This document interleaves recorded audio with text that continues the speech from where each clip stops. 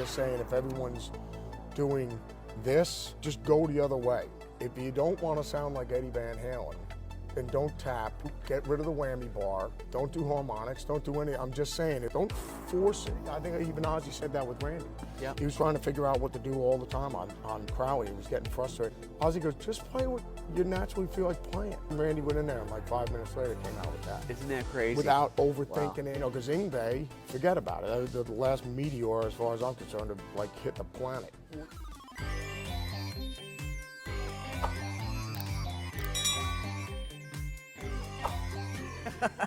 Here we go. Third luckiest guy in the world. This is about you, and this is crazy because they do talk about. I need to get those Stonewashed jeans back up. Those are some good Stonewashed jeans. Those are some good That's Stonewashed where all the jeans. power comes from, bro. Well, you also were in that Gold's Gym tank My top deadlift too. and squat went up as soon as I put those on. That's bro. what it is. Without a doubt. That and the tank. That and the tank. Here's what I love though. This is where the narrating goes in this article, because the author is basically saying, you know, Zakk's got great chicken picking, you know, chops and great slide technique, but you really wouldn't know that much from this album. It's not really revealed for No Rest for the Well, I Wicked. used I could chicken hear it picking on Devil's Daughter on that. So and it's huge. It's not minute. It is amazingly powerful. So when I saw that, I'm like, and no slide. I go, has he heard Hero? Am I missing something here? That was you cool, you yeah. demonstrated who you were. You put your stamp on that album. But by the tone of the article, it's kind of like, well, we really don't know who Zakk is till his next album. That's where the real test comes in. I'm like, get ready, brace yourself, because that next album's going to be the most successful one ever released. It's just, it's, you know, well, you know, once again, when things are popular, like you always say, you just go, we should go the other way. I mean, I'm just saying, if everyone's doing this, then you should not just go the other way. Because I'm just saying. So I remember when, you know, obviously I'm playing with Ozzy now, and it's just like, well, what am I going to do to separate me from everybody else? So it's just like, it's the truth. If you don't want to sound like Eddie Van Halen, then don't tap, get rid of the whammy bar, get rid of, you know, don't do harmonics, don't do any, I'm just saying, if you don't want to be compared to Jimi Hendrix, don't play with your teeth, play with behind your head, and, you know, have a strat. I'm just saying, whatever's popular at the time. You know, I mean, if you don't want to get compared to Slash, get rid of a top hat, you know what I mean? And don't play a Les Paul. Play, you know what, what does Slash not play? Slash wouldn't play a flying V. Get a flying V. You know, just do the opposite of what, you know, of what's going on at the time. And I was just like, you know, because 𝙃𝘼𝙁 was, forget about it. The last meteor, as far as I'm concerned, to like hit the planet. Well, you also discussed that in here too about. Well, you know, I mean, but then like get rid of harmonic minor, get rid of diminish. You don't want to get compared to Randy. Don't do the classical thing. If you don't want, you know, I'm not going to have a white Les Paul. I mean, that's Randy's thing. You know what I mean? I'm not going to have polka dots on my guitar. If you don't want to get compared to Randy, it's already bad enough I got the blonde hair. You know, because Randy's my hero. So, but I mean, like, just you know, it's like just abandon it and force yourself to have to take out all these crayons. If Randy uses red a lot, don't use red. You know what I mean? If you're going to draw pictures. And Randy's trademark, let's say, is red and green. All right, well then those two crayons are going out. So I got to figure out what I can do with these other crayons. And you know what's crazy? We were just talking about this episode we did with Joel Hoekstra, and we did the '93 episode of Shred is Dead. It was Guitar World, and Joe Satriani was on the front like he was dead, and they were bashing the unholy hell out of Shred, how horrible it is, distasteful, all this shit. But truthfully, you look at all that scene from the late 80s and early 90s, you made it out of there. And you were still ripping, and they couldn't come down on you, and you weren't doing the typical Shred, arpeggios, sweeping, the whammy bar stuff. What you chose to do early on in your career offered extreme longevity, making your own sound, your own character, your own player that stood the test of time, where a lot of guys that were trying to one-up each other and do, I always said this, majority of players I felt like in the 80s were trying to chase Van Halen. And Van Halen was just being Van Halen. Would it be safe to say you were just being Zakk Wylde?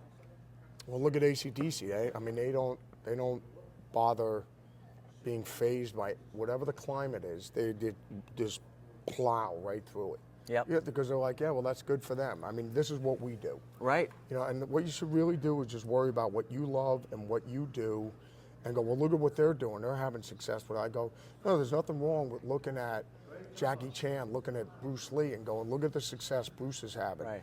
But he goes, what can I put a spin on it that I can do? Because I can't do the seriousness that Bruce is doing in his movies. Why don't I add comedy to my movies? So he's still got all this amazing martial arts. Very true. But it's Jackie Chan style. Right. But and he's still taking all the cool stuff that Bruce Lee, that he's inspired by Bruce Lee, and just evolving it into his own thing. So I think, like, you know, you know, that's what I always tell kids. Whatever it is, it's a lot easier said than done, you know, because it's staring at you right here the whole time. Right. But it's like, you think you have to do all this other stuff to get, you know. So for me, like, even when I started playing with Ozzy, it's like, you know, being 19, 20 years old, it's just like, all right, well, let's get rid of, I won't sweep pick, I'll get rid of the whammy bar, I won't use, you know, any of the things, obviously, that classical, Randy's doing classical. You don't want to get compared to Randy, don't do the classical thing. So, and it doesn't matter how good it is or if it's harder or whatever, people are going to go, yeah, well, it's a ripoff, though. You know what I'm saying? So it doesn't matter. If you don't want to get compared. Chicken picking, squeals, yeah, well, I love Albert Floyd's Lee. stop So I was like, how can I incorporate this into, you know, and I used it on, like, Devil's Daughter. But I mean, you can't just push something in to something just because you learned it and I'm going to put it in this music. Like, if it doesn't sound good, right, you know, it it flows, doesn't fit the music. You make it flow. Yeah, it all I mean, works like, together. For the solo to Hell's Bells or Angus's solo to, you know, Back in Black. It's just like perfect. I mean, it's iconic. But let's say if he learned, you know, just for fun, he was like learning some fast John McLaughlin licks or he wanted to do something, and it's just like, I want to put this in here and like try and stuff it in there just because I can do it. It's like, yeah, but the one that you played is perfect, man. And he wants to put some blazing stuff because now the 𝙃𝘖's huge and Eddie's huge and Randy and all this like insane shred going on. Steve Vai's massive, so it's just like, I got to put some faster stuff. I go, yeah, but the soul you got in there is perfect, man. Yeah. Like, don't force it. Because if it just comes out, it's like, man, that's great. What did you play on that one? You know what I mean? I think even Ozzy said that with Randy. Yeah. He was trying to figure out what to do all the time on 𝙂𝘖𝙁. He was getting frustrated. He was like, Ozzy goes, just play what you naturally feel like playing. Yeah. And he said Randy went in there and like 5 minutes later came out with that. Isn't that crazy? Without overthinking it and Yeah. stressing out. And Randy just went in there and played it. That's incredible. So, yeah.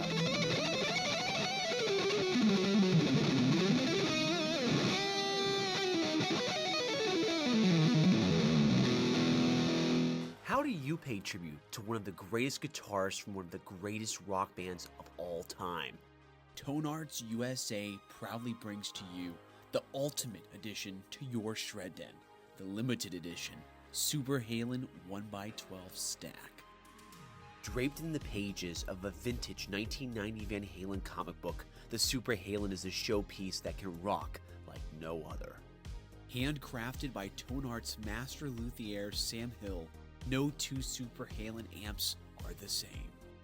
Each cabinet is scientifically crafted with the highest grade materials to give you that monstrous tone that will light up the sky.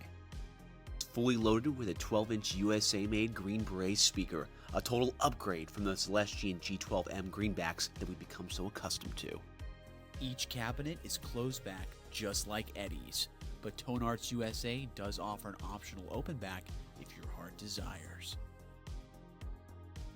Visit www.mastersofshred.com now to reserve yours today before you can't get this stuff no more.